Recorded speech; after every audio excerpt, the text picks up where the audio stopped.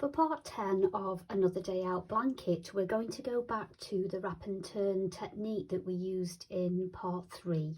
But this one has quite a few more wrap and turns, and you also have to pick the wraps up when you come to them. So I just wanted to show you how that works in case you needed a little refresher on the wrap and turn, and also just to make sure that you remember to pick the stitches up when you come to them. So we're going to create these lovely sort of waves of colour, and I've already knitted some through, so I'm up to the fifth section, which is to repeat the partial rows 2 to 19. So I'm going to work through those with my next colour, which happens to be pink, and so I'm going to join the pink on and start from partial row 2. And so the first instruction is to knit 6, which I've done there, and then we're going to wrap and turn the next stitch, and then we're going to purl to the end. So to wrap and turn the stitch, we slip the stitch purlwise like we did in part 3. We bring the yarn forward between the needles, we slip the stitch back to the left hand needle, and then we take the yarn back between the needles so that it's in its original position, and then we turn our work, and then we're going to purl to the end of the row.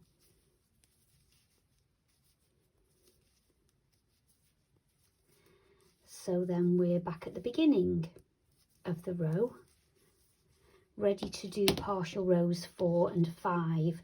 Now we're going to knit 4 on this row, so we're not going to knit as far along, so our wrapped stitch is still here. Can you see where the gap is in the knitting? So we're not going to go beyond that point, so we don't need to pick the wrap up just yet.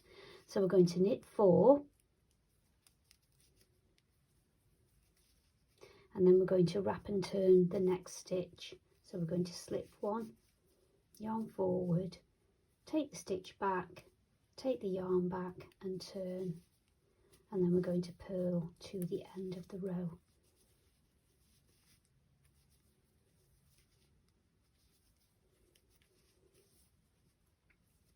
And then on the next 2 rows, partial rows 6 and 7, we're only going to knit 2. So again, we're not reaching those wrapped stitches that we've already made.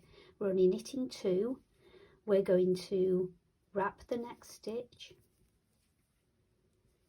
just like we did before, and then we're going to purl to the end.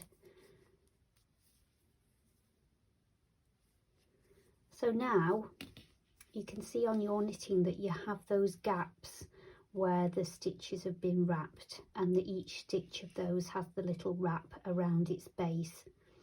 Now in the instructions it says every time you come to a wrapped stitch, you will need to work the wrap together with the stitch to make it invisible. So that's what we're going to do, because the next row it says knit 22, which means we're going to pass those stitches. So we're going to knit to the first wrapped stitch, and then if you remember from last time, to pick the stitch up on a knit row, we go in the front of the wrap stitch, in the front of the knit stitch, and then insert the left needle back into the front of those 2 stitches, just like knit 2 together through back loops. I'm going to knit them together to create a smooth finish, and then we're going to carry on knitting because we've got to knit 22 all together, but we've come to another wrapped stitch, so we must remember to pick that stitch up and knit it together with the stitch on the needle. And then we have 1 more wrapped stitch from this little section of knitting. So again, insert your needle into the front of the wrap stitch, into the stitch on the needle, and then knit them both together. So now we've completed that little wedge of knitting, and we've already knitted 2, 4, 6, 7 stitches, but we need to knit 22. So we don't need to worry now because we have no more wrapped stitches. So we're going to knit 22 stitches.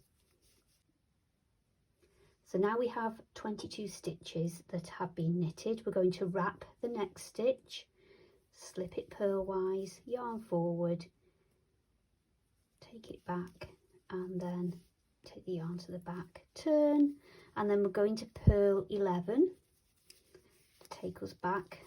We're working in the center section now. 1, 2, 3, 4, 5, 6, 7, 8, 9, 10, 11, and then we're going to wrap the next stitch and then turn. And now we are going to knit 9.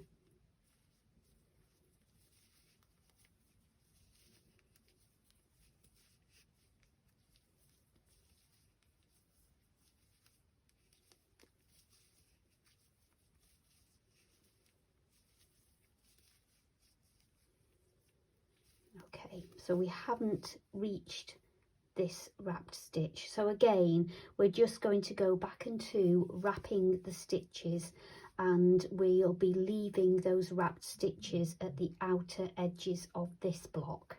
So if you carry on with the pattern, what you end up with after working the partial rows 12 and 13 is this little triangle of knitting with lots of wrapped stitches on either side. Then the instruction says for row 14, for partial row 14, you're going to knit to the end, which is the remainder of these stitches.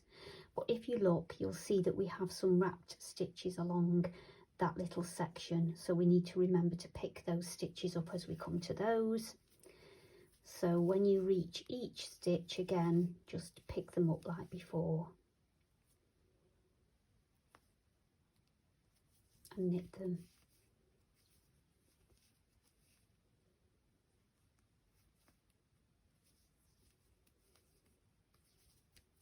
And then there's one more there.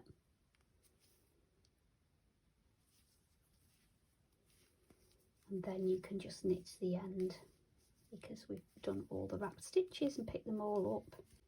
And then when you've knitted to the end, partial rows 15 and 16 are going to create the wedge at the end of this section. So we're going to purl 6, then we wrap and turn the next stitch, and then we knit to the end.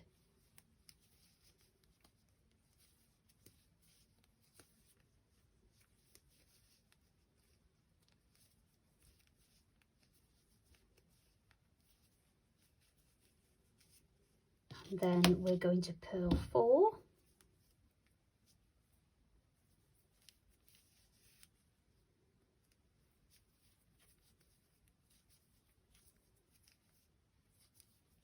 wrap and turn the next stitch, and knit to the end.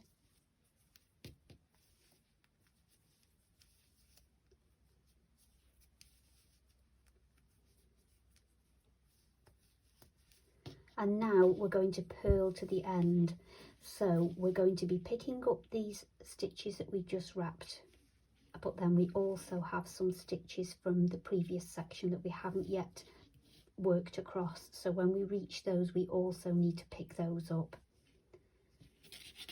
So if we start at the beginning and pick up those purl stitches that we've just wrapped and turned,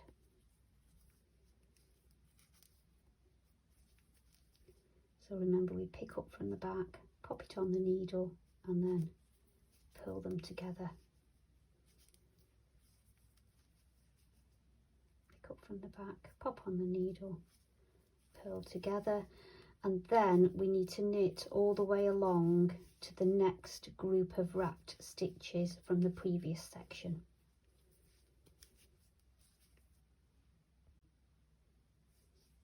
So when we reach those, we're going to pick those up.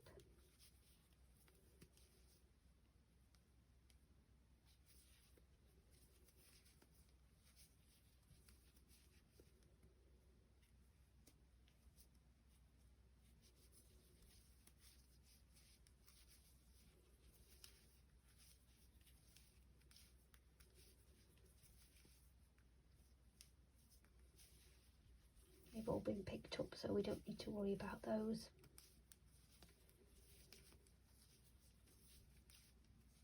And then that completes this section of short row shaping. So if we take a look now on the right side, we've got those lovely waves, and we've picked up all the wraps, so we haven't got any little nubbles from the stitches that we wrapped. They've all been picked up. And then the next job is to knit the 2 rows in the colour that you're using for your yarn bee.